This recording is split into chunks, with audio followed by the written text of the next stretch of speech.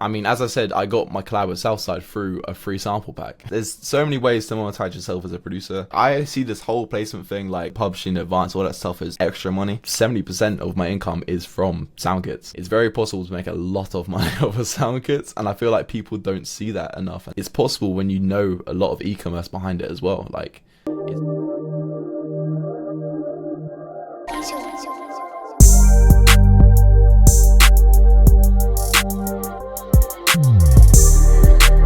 welcome to the 9th episode of the Producer Royalty Podcast, and this time I'm here with another YouTube producer, Ellis Lost. He has been going crazy with the content, and I'm a big fan of his work, so thank you so much, Ellis. How you doing today, bro? I'm good, man. I mean, I'm happy you got me on here, you know? Yeah, you host amazing interviews too, so shout out your interviews. You do a great job. What I love about your content is you do a great job of mixing. You show the whole process, like from beginning to end. So when you meet the producer on the networking side, like on the the DMs, you'll do a great job displaying that process and then converting it to the shorter form creative kind of clips and stuff. So Yeah. Just to add to that real quick, I feel like just in general, I feel like producers don't branch out because like even with like a sample, for example, you can just make like a MIDI, a starter, and all that stuff from it. Same with content, it's like how I make it the short form content, and then all this stuff because it's not like I'm just doing a interview with someone. I'm then connected to that person as well, and then you didn't have a beat with that person, you didn't have maybe a sample. That there's like so much more than just the video. Like the video is the main purpose why I do it, but like it's so good because you can do so many things at once. I feel like it's a lot more productive.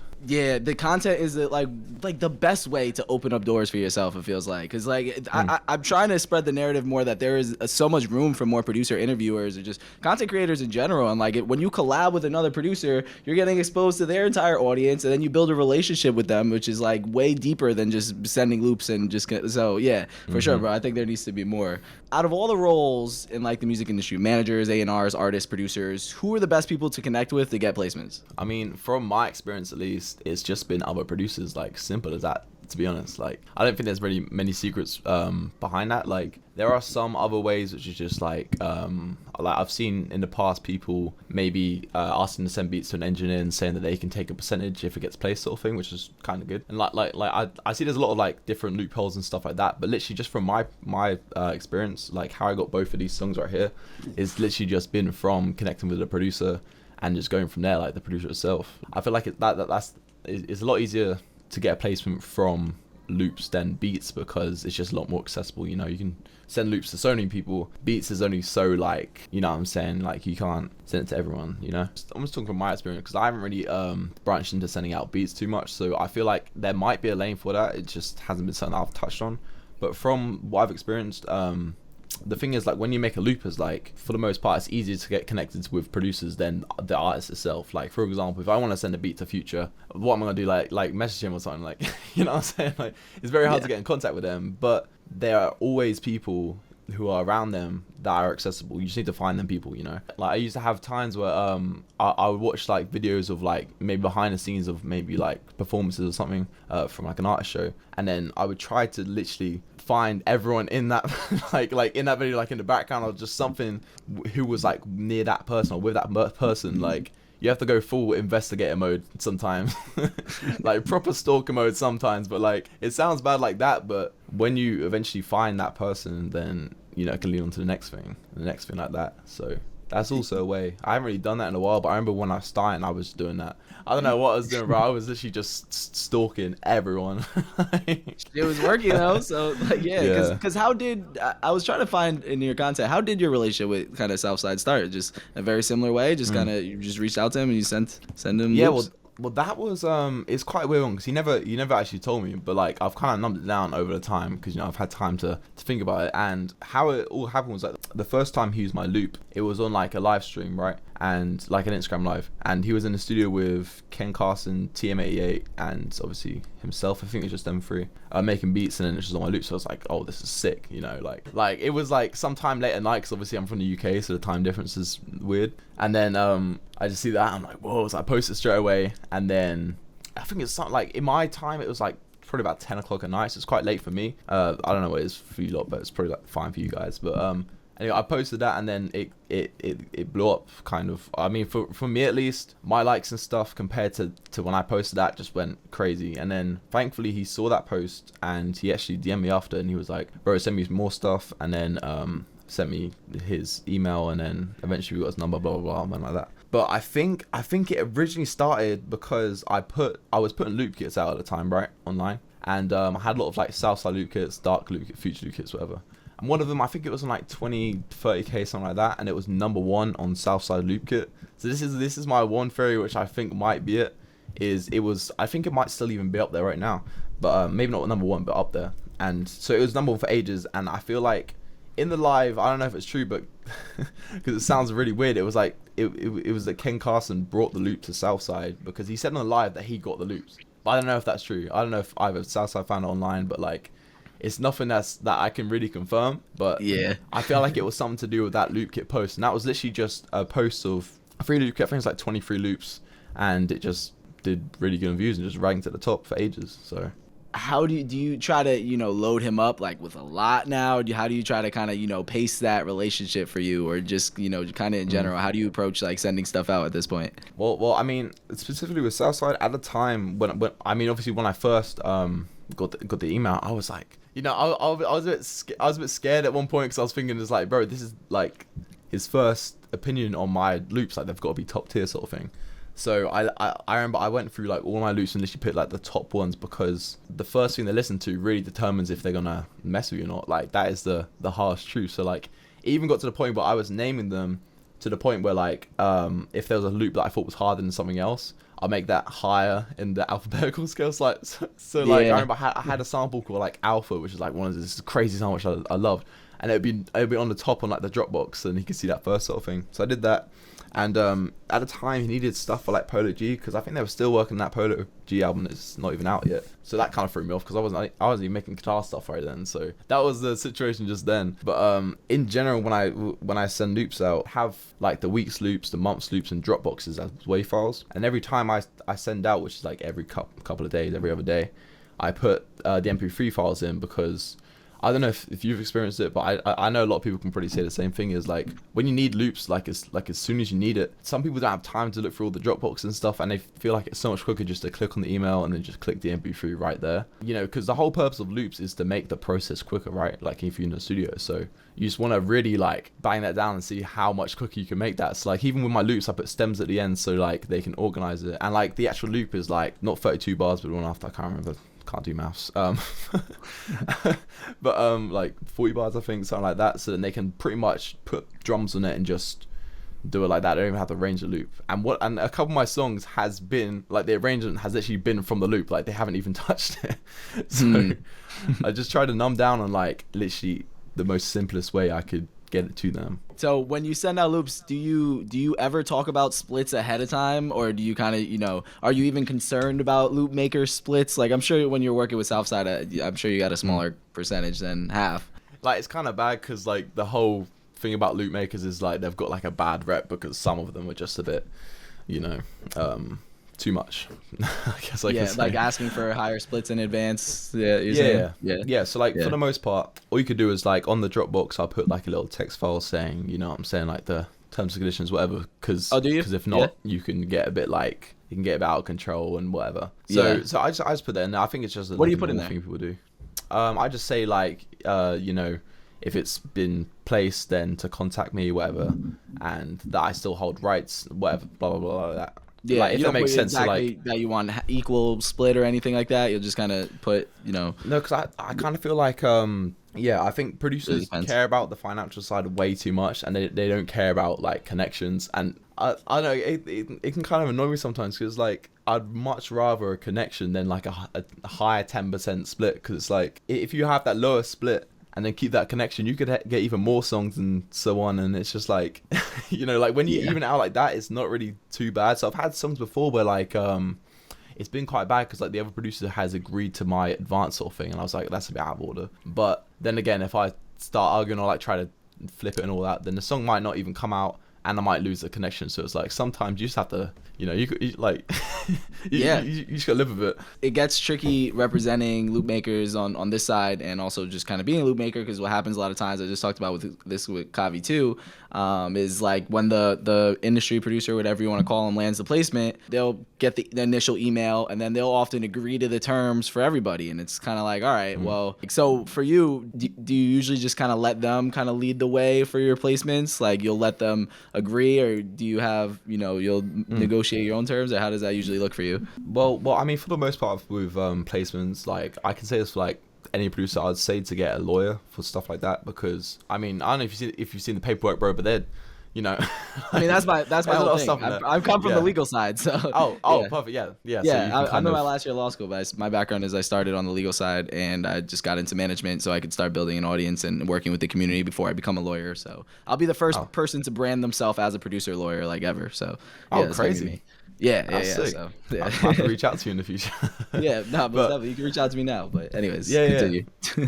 But what I was saying is like, because I remember, I think it was one of my first ever songs. But anyway, at the time, I was just gassed about the song. I didn't really care about the money. And still now, I don't feel like I care about the money too much on placements. Like, I'm more gassed about the song. And at the time, I was like, yeah, looks alright. Agreed to it. And then it was just some, like, rubbish contract. Because, like, me looking into it, I'm not going to look through everything. I was just kind of, like, scrolling through it, and it was bad. I was like just starting sort of thing, so like obviously I would never do that now. I would say even if it looks good, like on your first look or whatever, I'd still say to get someone else to look over it, because it's just important. Even if it's like the little parts, it's just really important, because in the long term it can add up to more. Like I know obviously lawyers might be expensive or whatever, but then that money could, like, you know what I'm saying, it can kind of make up 100%. For it. Yeah, and what a lot of producers don't know is you could just ask the lawyer, or you could ask the label / the artist manager, or whoever you're talking to, can we add the legal fee on top of this? If you agree to a $500 advance and you're like, oh, that's not enough to cover a lawyer, can you add an extra $400 for my legal fees? And a lot of times they'll say yes. Most of the time they will say yes, probably. So like, even if you already have a lawyer and you're gonna have a lawyer anyways, it's usually worth asking them to cover the legal fee anyways. So yeah, and the main thing, if you're not gonna have a lawyer, just look at your advance, your master royalty, and your publishing. If you stick to those three, and those three are kind of intact, then you might be good, because it's like the other things are very much like just kind of there's a lot of superficial edits and things that lawyers make to make themselves look busy, but a lot of times you don't need. I get it. Is the publishing that you've gotten, like, money wise, is it more than you would have expected or less than you would have expected? I mean, it's a decent bag, but like the whole thing is like I see this whole placement thing, like the publishing advance, all that stuff, is extra money. Like I don't see it as a main source at all. So like, like whenever I get that sort of stuff into my account, I'm like, oh, sick, nice, and that's cool. But like, I like, no matter how much it is, I mean, maybe if it's like loads, then I might see it as an extra thing. But because of how unreliable placements might be, because it's a bit like a lottery sometimes, then I'm not really too fussed about the money side in that. But I mean, we're still trying to get some songs sorted right now. I'm still going through the publishing right now, actually, as I'm saying that. So I haven't even got the full amount yet, which, I mean, it's for you. So what's the main focus of the way that you try to monetize now? It's just stuff like there's so many ways to monetize yourself as a producer, and also be a human. Like, you're not just selling stuff to people all the time. So yeah, my main source of income is from like kits, majority like kits and like occasional beat sales, stuff like that. Obviously, I'm sure your last interview, I'm literally gonna probably be like saying the same thing. We kind of do the similar same business thing, models, but yeah, because like I feel like a lot of people just put a kit out and just expect it just to sell like that, which I mean you can do, but you can really maximize the profit on that and make so much more from that through like the email marketing thing. I think you said it in the last one, so I'm not gonna go too much into it, but email marketing is very good for stuff like that. And to make the emails doesn't take too long at all, and you just like, I kind of send it every day, every other day, sort of thing like that. And then with the email marketing, I don't just always just be like, buy this. Like every so often I'll, maybe give out some loops, and then say, oh yeah, if you want some more loops, then check this out, or something like that. So they're getting something from it. Like, it's not like spam mail. So I have that side, the whole email marketing side, and then obviously I put the kit out. So that sort of side just from posting it online and stuff. And then obviously there's the whole content side. So right now I'm doing daily reels, and it might just be like me going through beats or whatever, something like that. And then maybe in the caption I might just say like, oh yeah, these drum sounds are from my kit, whatever, simple as that. Like, I'm not telling you to buy it, nothing like that. I'm just kind of dropping that down, and then they'd head to all that of makes that. sense. Yeah. So you have a strategy where you'll, instead of asking them to sell it, you'll just be making beats, and then you'll just say, damn, that's so simple. But can you break that down just a little bit more clearly or in detail? Just because I think I know what you're trying to say. Yeah. Because I feel like when people are trying to sell something to you, you instantly don't want to buy it. Like, your first instinct when someone's trying to sell something to you is, why do I want it? Like, you're already questioning it, and I don't want that. So like, if I'm trying to sell something for them, like to someone, I wouldn't tell them to buy it at all. I would just, show off what it is, and then they might be like, oh, this is pretty cool. Where can I check out? So now they're thinking like, oh, where can I get it? Instead of thinking, why is this person selling me stuff? Just from pretty much doing the same thing. It's just how you say it, like, I feel like people just try to sell stuff to you in such like an obvious way, and it's just like, bro, I don't want it now. So for your clips, you, like, for your reels, you'll just be playing the beat, and then you'll just say, this is a loop from my kit, and then you'll just keep playing the beats, essentially. Like, that's kind of how you'll approach it, and that's how you try to sell from that, instead of So like for the reels right now, I'm doing like I might play a beat, and it just had like my reaction at the bottom, whatever, and then I have like some caption in the middle, and then in the caption on the Instagram caption, like the little comment bit, I'll just say like, oh yeah, drums from this kit, whatever. And then, like, for example, on my YouTube, I'd literally be doing videos like I normally do, but for the drums, I'll just use my recent drum kit, something like that. And then I might put a little ad in just showing off the kit and stuff, but I'd never say like, buy my kit. I'd never say that, because then, I don't know, maybe it's just me, but when people tell me to buy stuff, then it just throws me off. I'm like, well, I don't want it now. So I would just literally use it so they can see what it is, because I feel like that's kind of the best way, just literally just to show them what it is instead of telling them to buy it straight away. Actually using it. That makes sense for sure. That's similar. What I do with producer royalty is like, I just, rather than actually, I don't really pitch the service at all, but it's a debt collection service for producers who haven't been paid for their placements. I just kind of will give information out, and then I'll put in like the bottom, like, hey, if you haven't been paid for a placement, reach out. But I'm really trying to just focus on actually just kind of giving the value and content there too. So that's similar strategy. Exactly that. Because like, I mean, I've literally had the same, like, as if I was like your consumer. Like, I was actually just thinking when I was looking on your page earlier on, because I realized I didn't follow you for some reason. I don't know why. And I was like, oh, that's really cool, because you haven't like reached out to me asking, whatever. Now I'm there thinking like, oh, I might reach out for this, so I don't know, maybe it's just me, I don't know, but like, it's not. That's kind of how I view it. So So for you, pretty good. All right, so if you had to put percentage of your income that, like, let's say it's 60% from sound kits, 20% from placements, 10% from like, could you try to kind of outline that for if possible? Okay, I'm trying to think now. That's a hard question, but so how I kind of work it all out is the literally all of the YouTube income, that I just literally put that into editing. So I just put that money to the editor. So I'm not really just AdSense. Yeah, just ads and stuff. I literally, it pays for the editing sort of thing. So it kind of works in itself, which is quite good. So, I don't really see anything back from that, because I spend it straight away for that. But for the most part, like, I literally say generally probably like 70% of my income is from sound kits.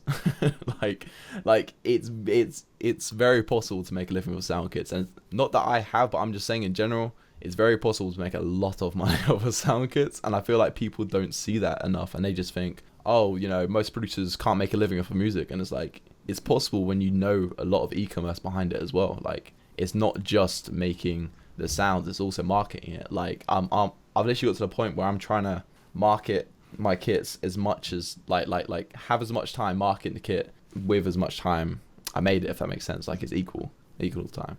I literally spin that in the worst way. So about 70% is probably from the sound kits, and then I'll get the occasional beat sale every now and then, like every day or 2 days, something like that.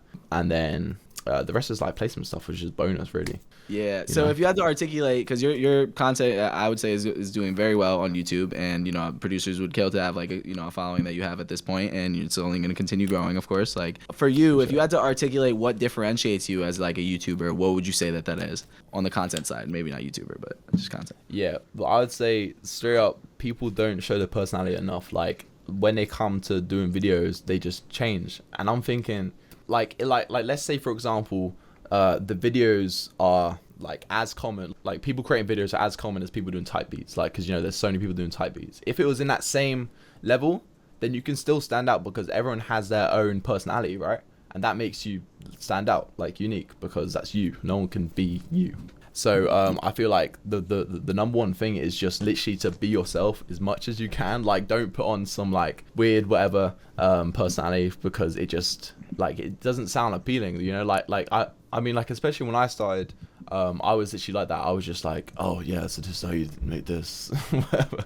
Like I had no personality at all. But then I was like, bro, why don't I just be myself and then just see where it goes from there? Because I was watching a Rick Rubin, I think his name was, interview, and he was saying like even if people don't like it, it's art, and if they like your art, then they'll stay with you. You know what I'm saying? Like not that I'm saying my videos are art, nothing like that, but like they definitely are. If you yeah yeah, but like, if you just stay unique in yourself, then I feel like that's probably the number one way to kind of grow, really, because like no one can go to another video and just like say, oh no, this person's doing a video about this instead. Yeah, because they're not you. No, I've never thought of personality as like an art expression, but I certainly feel that way about like, yeah, just kind of leaning into what your personality becomes, kind of like a unique amalgamation of different traits and qualities, kind of just like art. So yeah, I've never thought, damn, I'm definitely gonna be considering that. That's actually a good perspective. How important do you think editing is for the because in certain industries, especially when it's like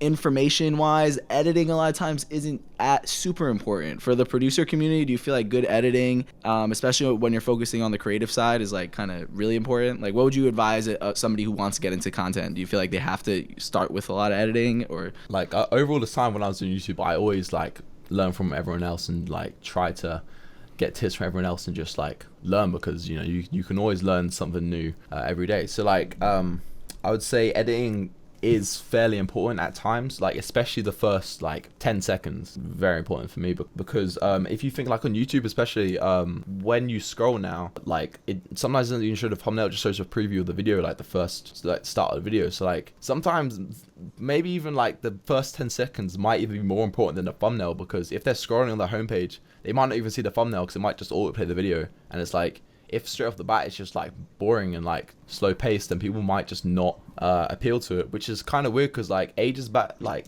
for about like 5 years back or something like that, I remember talking to some people about it when they would do tutorials, and they were saying they could literally have such low effort tutorials and they would get like 70k views, something crazy like that, like literally just them in the corner and they're making a beat like uncut. But nowadays I feel like maybe because of because of TikTok and like YouTube shorts and stuff, and all this like fast-paced content, everyone's heads are just like so like burnt out and just like they need stuff straight away, so yeah. Unfortunately I feel like nowadays compared to 5 years ago, you need some more editing, because people are more likely to click off like a lot more quicker. So to get that video retention or the viewer retention is so much harder than it used to be, but it's definitely still possible. Like you can do things like captions. I know it's like subtitles on the bottom are very good. I wouldn't say to do it on the podcast because that would probably take ages, but like but like on normal videos, I remember when I started doing subtitles and my viewer retention like probably near enough doubled, because there's always something moving at the bottom of the screen. I don't think you really pick it up, but like in the back of your head you are still watching because there's something new going on all the time. So I remember literally like subtitles, like on Premiere Pro it does the auto captions and half the time it messes up, but you just go through it, and I feel like that's just like a really nice addition at certain points. You might not have to have it on at like all the time. Like it got to a point where whenever it was a full screen of me, I'd put the subtitles on, and when I was in the corner I wouldn't have it on. So this is times like that, and just like camera changes are very important as well. Like if you're doing like tutorials, for example, I would say camera changes like me being in the corner and then me being in front, and then zooming on me, and like maybe me on the side view, stuff like that I feel like are very important and keep people watching, because obviously, as I said, everyone's a bit burnt out over TikTok now, so all us YouTube producers don't like TikTok anymore because it's made our job harder. Is there anything you feel like the producer community specifically appreciates in content? For instance, I like how you show your DMs. Like, I don't know if first let me ask you, do any artists or producers or anybody that you show the screenshots of, do they have you ever got like people being like, yo bro, why'd you show my screenshot of, because you do that a lot, you'll show the screenshot of that's the thing. Like, most of the time I'd ask prior just in case, but for the most part, you know, they don't actually care, like, unless it's something very like that you know isn't meant to be out, then for the most part they won't. But obviously before I do that, I normally ask just to be sure. But like, if it's nothing like really secret, then 99% of the time they won't care, but it's just nice to ask in case, you know. Because it's usually just like from your screenshots, it's just like, yo, let's lock in, send me this, you know. So it's kind of but so for me as a watcher, I kind of like that you're actually showing what they said. It's kind of cool to see. It's simple, like it makes it kind of seem accessible. Like, I can just reach out to this person and the conversation looks like this is a normal just DM exchange. So for me, is there anything that you feel like you've noticed that like if I do this, then it kind of gets more engagement in particular? Like on my previous videos, like with the screenshots, for example, I'd like to show that near the start because, you know, it matches with the title. Like one of my titles was like Future's A&R, wants my beats, whatever. First minute or even before that, I showed this or like some proof sort of thing, because then the viewers are more engaged because they're like, oh, he's really about it, like he's not just lying, he's actually doing it. So I feel like that like literally just kind of like, it sounds really simple on paper, which is just doing what the title says. But like with all clickbait and stuff nowadays, you can make a clickbait title, but you need to still do what it says, because then people will be a lot more engaged, because if not, they'll just click off and they'll be like, oh, he's just using me for views or whatever. So of course, like using like stuff like that and then keeping it fast paced, especially at the start, and just getting your point across as fast as you can is very important, because, you know, like especially if you're a new viewer and then you come across the video and there's all these other videos below, like what's going to make you stay on this video compared to the video below you, you know? So I feel like if you're fast paced, you get the point across and you get right into it as quick as you can, and no like asking to like, subscribe and all that. Like, I feel like that just, no one even hears that anymore, you know? So like pretty much I thought, like, it sounds quite harsh, but I just thought, I was like, you know what, I'm just gonna bend that off, because let's be honest, half of the time, because everyone was saying it, no one really like actually did that. So I was like, okay, I'll bend it off, I'll show proof of what the title was, and I'll just get straight into it. Well, so since we're on the topic, if you're just tapping in from Ellis's audience and you know you want to learn more about the business side of being a producer, I would really appreciate it if you could subscribe. And my thing is that I've been saying a lot recently is, like, I know y'all in those producer group chats, so if you could send this, you know, share this video in the producer group chats, that would be really helpful. That's my thing I'm leaning into.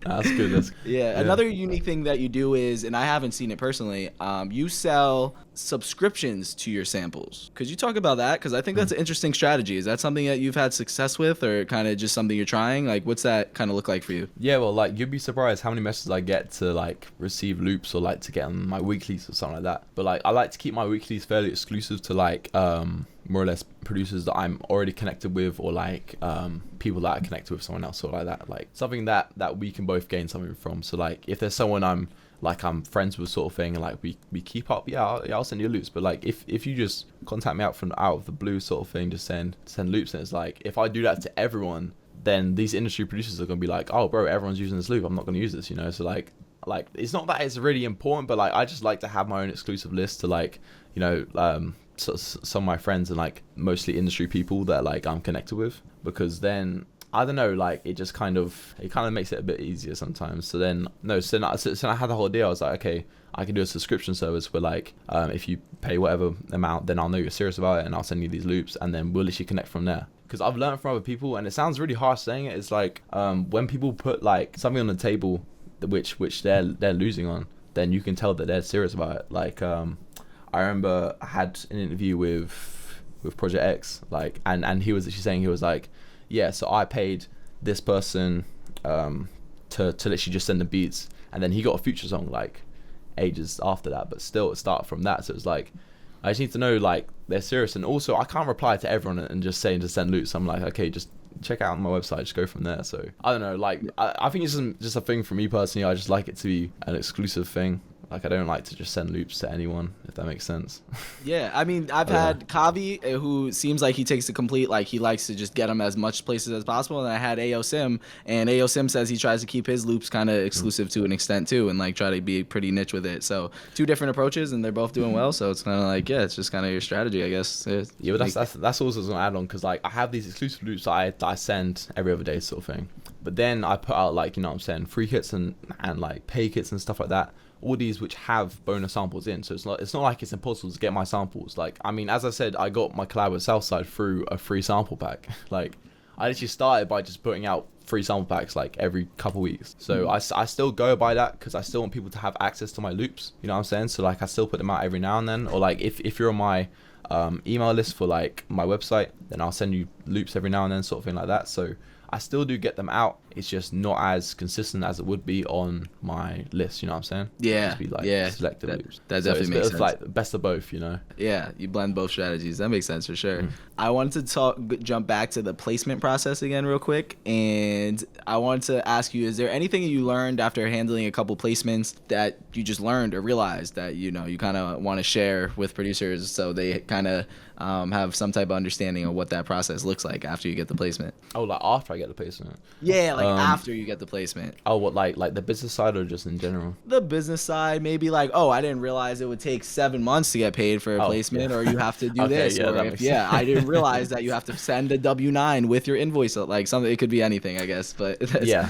Well, I obviously learned all that the hard way, literally just by going through it. Because obviously there was like, I think when everyone makes music, they don't think about the whole business side and how you know, complicated it can be. I'm sure you know about all this. So like there is a lot to it, you know, which I learned from just doing business from placement. So like that's actually just the easiest way I learned, just by going through it. And then, you know, they'd ask for something like, okay, what the hell is this? And then learn about it and then apply it, sort of thing. So like obviously, you know, with the whole royalty side, like for me it's PRS. I know people use I can't remember what it's called. BMI and ASCAP. BMI, over yeah, here. stuff like that. Yeah. So there was that, and there's like the whole sound exchange thing and all that stuff to get royalties. And I know people can do it through BeatStars as well. I think Convos as well. BeatStars Pub. Because BeatStars, with a publishing admin company, what they do is when you give it to them, there's a performing rights organization in every country around the world. So when you work with a publishing admin company, they register you with all those performing rights organizations, and also mechanical licensing collectives or companies that collect mechanical royalties in every country as well too. So that's the benefit of working with them. You only have to register with one place instead of all the not to cut you off, but that's like I remember when they first put it out, because I used to speak to Mike, you know, from BeatStars, and I remember when they put it out and I was like, this is actually really good, because I know so many producers that don't sort out the royalty side because they feel like it might just be too much. And it's just like, you can, like, there's so many people that do it for you, you know. It's like you just need to reach out to these people. And like for example, when we were sorting out some of the royalties for some of my older songs that I didn't get paid for, even then there are producers on that song that aren't registered for the song, and I'm like, you know, like wow, it's a common thing. Like, I don't know how common it is, but from my experience, I've seen that other producers aren't getting paid for these royalties. It's like, you have so much more money you could be getting for this song. Like you might have just got the advance maybe a year later or something, which is crazy because the name is literally advance. It's not an advance. And then you still have the whole royalty side to get, you know. So like, I can't stress about how important that is, because, you know, it's money that is actually owed to you. And I don't know if it's still a thing, the whole black hole thing. Is that still a thing? Blackbox royalties. Yeah, so Blackbox, after 2 years, it depends on the territory, because like I said, there's organizations in every country and they all have their different laws and ways they do it. But yeah, with publishing royalties, if you don't collect them for 2 or 3 years, usually about that, they enter the black box, and then they just, the major labels, the biggest labels and publishers collect them for, like, and they just get them. So yeah, the more you leave them out, which is crazy. I think that whole thing's so crazy, because like obviously the whole copyright stuff, that's just out the window, isn't it, after 2 years? It's just like, wow. Yeah, it's interesting, because their logic or their lobbying is like, well, nobody's collecting them, so somebody has to get it. Otherwise, it's just going to whoever. Like, so yeah. Yeah. But yeah, it is ridiculous. But yeah, that was something I learned as well. So you said that there were some advances that you hadn't gotten collected at the time. But yeah, advances. Yeah, this is what I was saying about the placement side being extra money, because for one, I don't even know when I'm getting the advance. You know, like. I feel like that's quite a major point, because you don't even know when you're gonna get the money half the time, which is I don't know. I just think it's quite annoying, but I guess we just live with it. Yeah, I think I might have got maybe literally just one advance actually in advance. I feel like some of them were like still before. You're saying you got one advance, Yeah. like before the song actually came out. Yeah. out of all the songs I've got, which is crazy. Yeah. For you, who do you have your manager? You say you work with a management company, so they kind of lead you through that process, like yourself, or Yeah. they kind of, they'll negotiate for you and then get you through the payment process. Yeah, well, how it is like, if I get a song, whatever, I'll reach out to them, like, I'll add them into the email chain, because they normally send you into, put you into a chain, with the details, whatever, and then they'll link the lawyer in, whatever, and then when they get to a point, and they have the stuff sorted, they'll throw it, like they'll send it to me first for me to check out and stuff. They won't agree to nothing without me, obviously, because I want to at least check out before I agree to anything, Like, I'm quite hands-on with that. Like even with the email chains, I want to be CC'd in just to see everything that's going on. I don't know what it is. Like, with anyone, I'd be like that. So, I have that, and, they go back and forth, whatever. And then, they come back to me and say, okay, this is the advance we've got. Are you happy with this? Do you want more or less? Whatever. And then we kind of go from there. But obviously, they try to push as much as they can, because, it's just... Yeah. Why wouldn't you? Yeah. But sometimes it can be a bit awkward, because you want to also keep a good relationship, which is why it's good to have people speaking for you, like lawyers speaking for you, because then it's not, what I'm saying, it's not you ruin the relationship, it's just business, And yeah, for sure, like there's definitely, exactly, like it's kind of like a little bit of a barrier, a wall between you, like whatever you negotiate with the label doesn't usually get to the artist. It's just kind of like the label might make it seem that way. They might be like, oh well, this is way out the artist's budget and he'll never want to work with you again, and something like that. They will literally say that sometimes, but it doesn't usually get to the artists. Like, they don't even find out. And like they artists a lot of times don't even realize or know what's going on with their budget. So it's kind of like it doesn't really ruin the relationship, but at the same time there is a lot of value. There's also the value that comes from, like, if you're the artist's lawyer and you're a lawyer and you know how this usually goes, when you have a producer that reaches out that doesn't know how to format emails and this is their second placement, or you have an official lawyer reaching out about another placement, who are you going to answer? Like, you're going to answer the one that knows what's going on. So when you have somebody representing you, it does move you through that process quicker, and a lot of times you get better terms and all that. So yeah. 100%. Yeah. I just remembered as well, because like it's funny we're talking about this, because I've got a song which I still haven't been paid for. It was for like a year back, and it's literally because the artist got locked up for like some RICO case or whatever, so you couldn't sign off on it. So it's like all the business was sorted, and then we just think he couldn't sign off like on his name. So it's just like he didn't even know about obviously the business side. Well, because he can't obviously sign. They could still pay you for sure. They could definitely still pay you. If you want to talk about that off camera, we can figure it out, because we could definitely get you paid for that. Okay, for sure. Depending on what it is. But because probably not going to make an intro, so I'm going to shameless plug for anybody who made it this far. If you do get a placement and you want somebody to help you represent you throughout that process, feel free to reach out to me, because producer royalty is kind of like I offering management services, but on a case-by-case basis. So without signing producers to full management deals, we help you through that process. So the main way that we do that is just like, if you haven't been paid for a placement, you're like, I don't know what the fuck to do. You either reach out to a lawyer, or you can reach out to us, and then we'll kind of get you through that process. But yeah, so trying to keep these shorter, so I think let's wrap this up. But thank you so much for hopping on this interview, bro. Like, this is a great conversation. I realized a good amount about the loop making scene and content as well too. You gave me some ideas, so appreciate you, bro. Of course. I mean, I appreciate you for letting me on.